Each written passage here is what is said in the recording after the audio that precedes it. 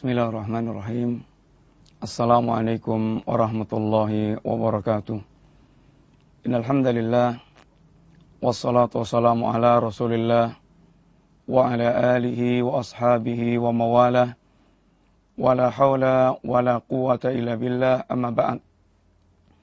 Alhamdulillah, para pemirsa yang rahmati Allah Subhanahu wa taala, kembali kita berjumpa dalam kajian silsilah akidah Islam, akidah ahli sunnah wal jamaah, akidah yang nisbat kepada Rasulullah sallallahu alaihi wasallam dan para sahabatnya Nabi radhiyallahu alim jami'an. Kita sedang berbicara tentang nawaqidul Islam, tentang pembatal Islam. Pembatal Islam yang 10 sebagaimana terangkan oleh sebagian para ulama Ahlussunnah wal Jamaah, dan 10 pembatal Islam ini dipilih oleh para ulama di antara yang terpenting dan banyak terjadi di tengah-tengah masyarakat kaum muslimin. Karena sungguhnya pembatal Islam sangat banyak, baik dalam bentuk ucapan, baik dalam bentuk perbuatan, baik dalam bentuk i'tiqad, keyakinan. Akan tapi di sini beliau pilihkan tentang 10 pembatal Islam. Telah kita bahas yang pertama, asyirku fi ibadatillah, syirik dalam hal ibadah kepada Allah Subhanahu wa taala. Yang kedua, tawasul, menjadikan perantara antara dia dengan Allah dalam ibadah. Yang ketiga, malam yukaffiril musyrikin, orang tidak mengkafirkan orang musyrik yang jelas-jelas kafir atau ragu tentang kekafiran mereka atau membenarkan mazhab mereka. Yang keempat, orang yang mereka berkeyakinan bahwa ada petunjuk dan ada hukum yang lebih baik dan lebih sempurna dibandingkan dengan hukum Rasulullah sallallahu alaihi wasallam. Yang kelima, orang yang mereka membenci man abghadha syai'an mimma ja'a bi ar-rasul, membenci ajaran yang dibawa Rasulullah sallallahu alaihi wasallam sekalipun dia mengamalkannya. Yang keenam, al-istihza, memperolok-olok agama ini. Yang ketujuh, as-sihr, ini perbuatan sihir. Yang kedelapan, ini barang siapa yang mereka mudhaharatul musyrikin, memberikan pembelaan dan dukungan kepada orang-orang musyrik kafir dalam rangka untuk mengalahkan kaum muslimin. Kita insyaallah masuk pada an-naqib at-tasi', ini pembatal yang ke-9, yaitu man taqada anna ba'dhan nas yasi'uhu al-khuruj an syariati Rasulillah sallallahu alaihi wasallam kama wasa'a al-hidru an syariati Musa alaihissalam. Barang siapa yang berkeyakinan bahwa sebagian manusia atau sebagian orang ada yang boleh lepas, yakni tidak terikat dengan syariat Rasulullah sallallahu alaihi wasallam sebagaimana tidak terikatnya Khidir terhadap syariatnya Nabiullah Musa alaihissalam. Ini merupakan pembatal Islam. Ini orang mereka berkeyakinan bahwasanya ada sebagian manusia ini dari kalangan umat Muhammad Rasulullah sallallahu alaihi wasallam ini yang boleh lepas, tidak terikat dengan syariat yang diajarkan Rasulullah sallallahu alaihi wasallam. Sesungguhnya fenomena ini di zaman kita atau di tengah-tengah umat ini cukup banyak. Di antaranya sebagaimana keyakinan kaum Tariqah Sufiyah yang mereka ketika dalam tingkatan tertentu maka telah tidak membutuhkan syariat Rasulullah sallallahu alaihi wasallam karena mereka telah menyangka dirinya bisa berhubungan langsung dengan Allah Subhanahu wa taala, sehingga mereka mendapatkan ilmu dan ajaran langsung dari Allah, sehingga terkenal perkataan mereka di antaranya, akhbarani qalbi an rabbi, hatiku telah menghabarkan kepadaku, yang hatiku mendapatkan kabar langsung dari Allah Subhanahu wa taala. Dan mereka bagaimana berkomentar tentang orang-orang yang mereka kaum muslimin yang menyandarkan kepada hadis dengan cara sanad. Mereka katakan, kami na'khudu ilmana anillahi mubasyaratan. Kami mengambil ilmu kami langsung dari Allah Subhanahu wa taala. Wa antum ta'khuduna ilmakum anil amwat, an mayyit. Adapun kalian mengambil ilmu kalian dari para mayyit, an fulan, an fulan, an fulan, an Rasulullah SAW. Kalau ditanya siapa itu fulan, dia telah mati. Siapa fulan telah mati.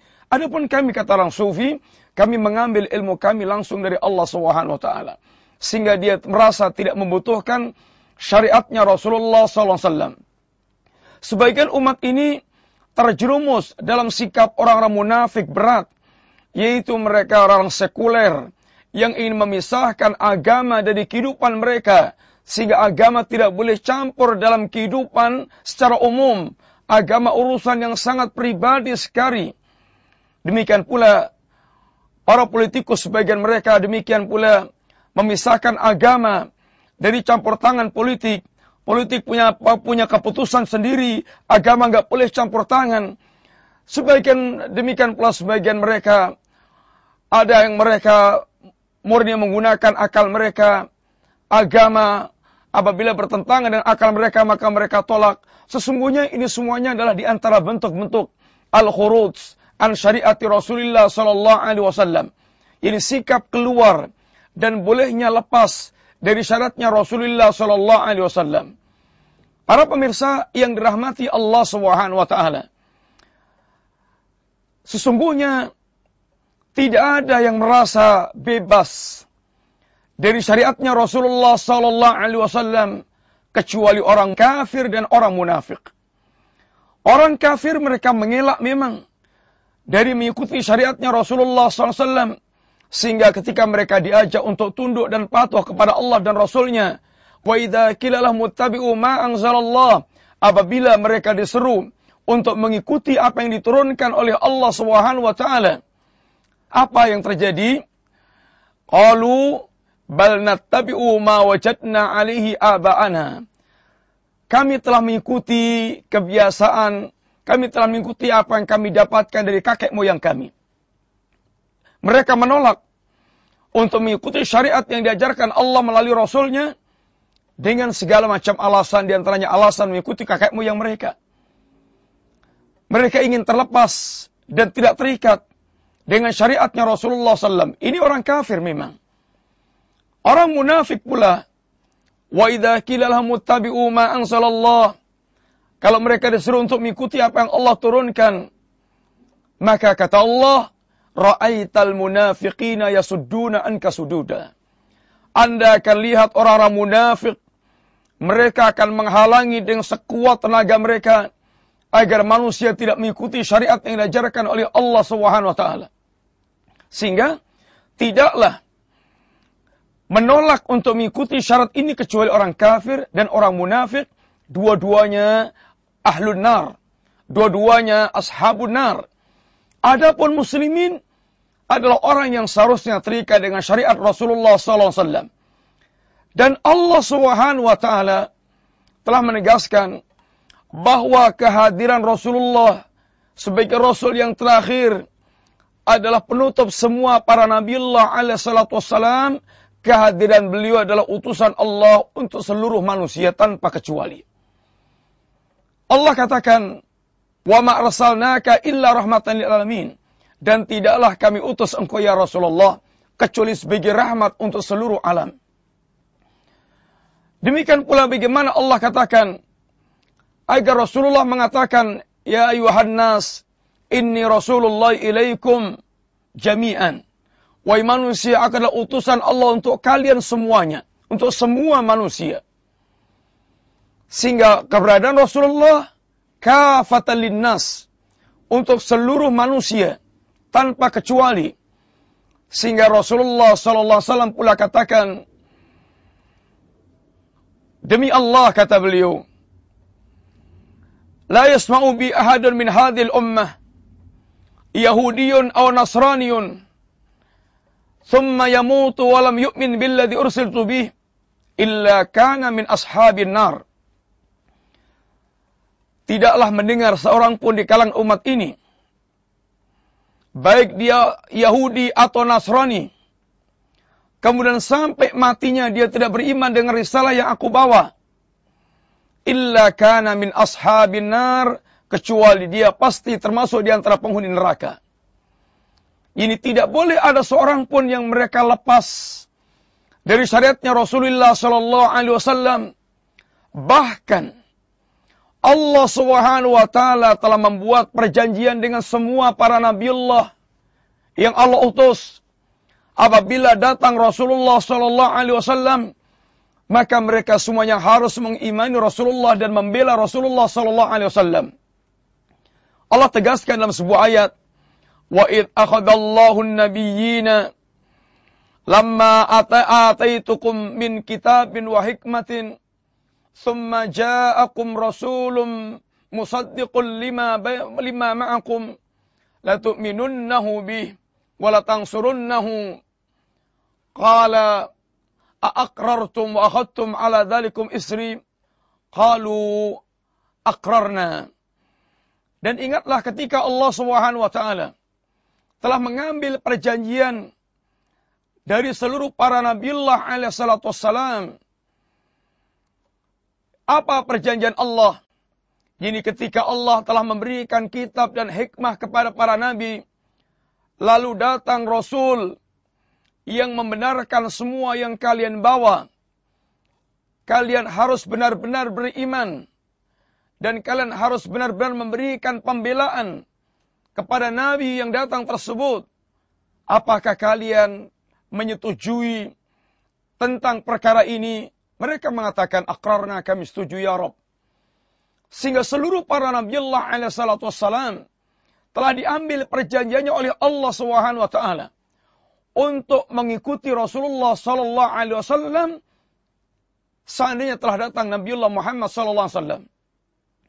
Sehingga Rasulullah SAW ketika datang Umar ibn Khattab radhiyallahu anhu dengan membawa lembaran-lembaran Taurat, Nabi menunjukkan nada marah dan wajah marah tidak ridha.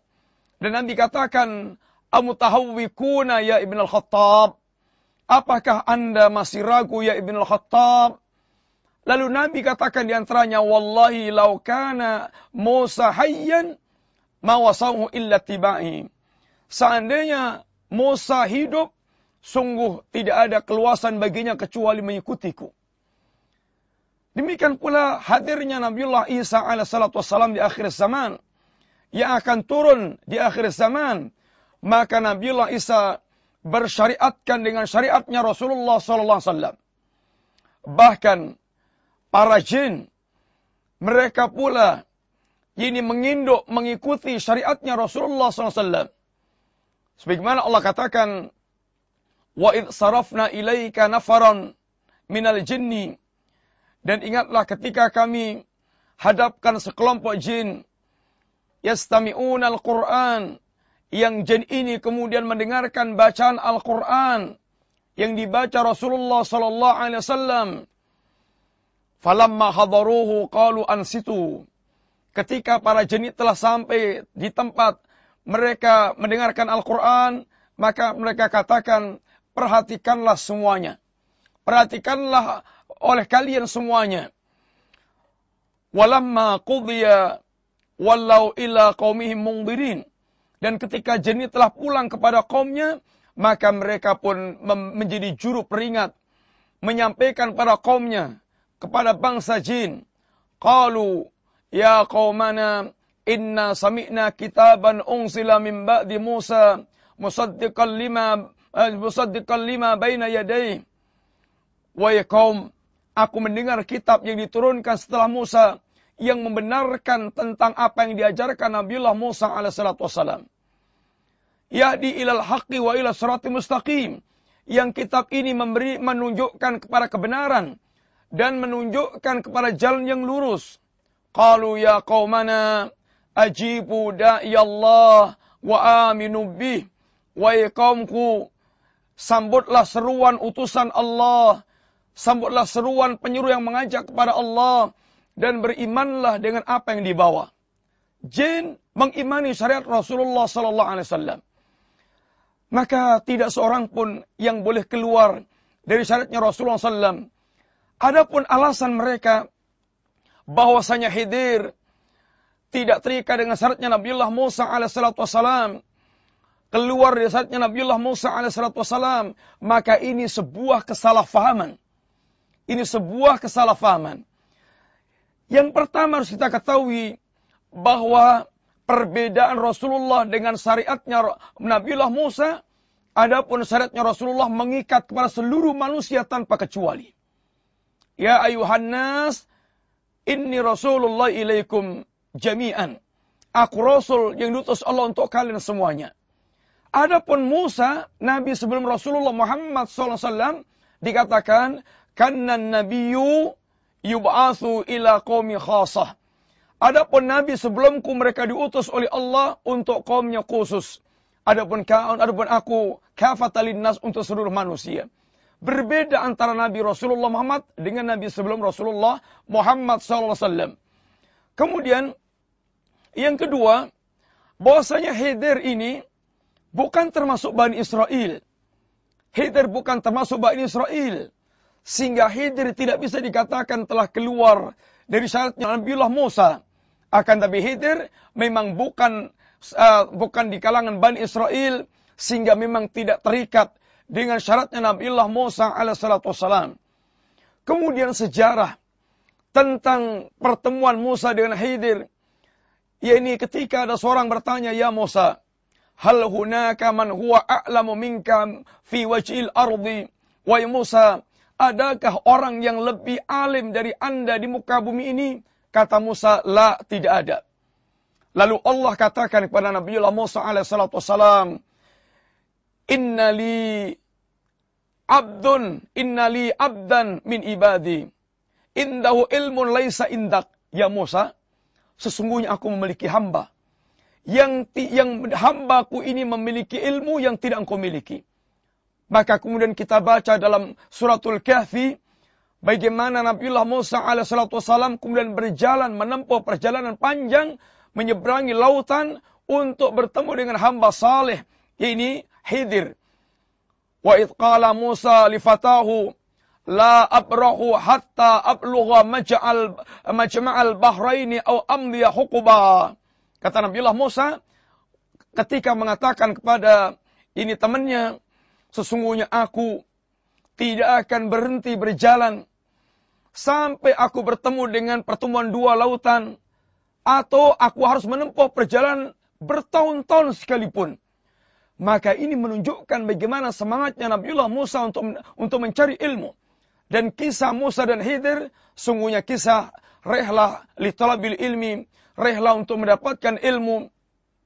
Maka Nabiullah Khidir adalah orang yang bukan termasuk kaumnya Nabiullah Musa alaihissalam. Dan Khidir alaihissalam ketika melakukan perbuatan-perbuatan yang dianggap aneh oleh Musa, maka ini semata-mata wahyu dari Allah. Sebagaimana perkataan Khidir, wa ma fa'altu an amri. Aku melakukan ini semuanya bukan dari kemauanku sendiri, akan tapi semata-mata wahyu dari Allah Subhanahu wa taala. Sehingga kata Al-Imam Ibnu Hajar, ini kata Imam Ibnu Hajar Al-Asqalani, bahwa berkaitan dengan kisah Khidir dengan Musa ini ada kesesatan yang disimpulkan sebagian orang. Yang pertama, yaitu menganggap bahwasanya Khidir lebih utama daripada Musa. Ini sebuah kesalahan. Kenapa demikian? Ulama ikhtilaf, Khidir ini apakah nabi atau wali? Seandainya kita bilang Khidir itu nabi, maka nabi tidak lebih utama dari rasul. Nabiullah Musa rasul, seandainya Khidir nabi, maka nabi tidak lebih utama daripada rasul. Yang kedua, seandainya Khidir ini adalah wali, tentu wali jelas tidak lebih utama daripada rasul atau nabi sekalipun. Kemudian kesatan yang kedua, yaitu mereka yang mengatakan dengan kisah Khidir bolehnya keluar dari syariatnya Rasulullah SAW, maka sungguh ini sebuah kesesatan dalam memahami kisah antara Khidir dengan Nabiullah Musa. Mudah-mudahan Allah Subhanahu wa taala melindungi kita dari keyakinan dan pemikiran yang sesat, dan kita diberikan istiqamah, kelurusan dalam beragama, karena sungguh di zaman-zaman fitnah yang demikian tidak ada nikmat yang lebih besar dibandingkan dengan seorang dia berada di atas jalan Islam dan sunnah, selamat dari berbagai macam penyimpangan. Demikian mudah-mudahan manfaat. Wa sallallahu ala nabiyyina Muhammadin wa ala alihi wa sahbihi wasallam. Assalamualaikum warahmatullahi wabarakatuh.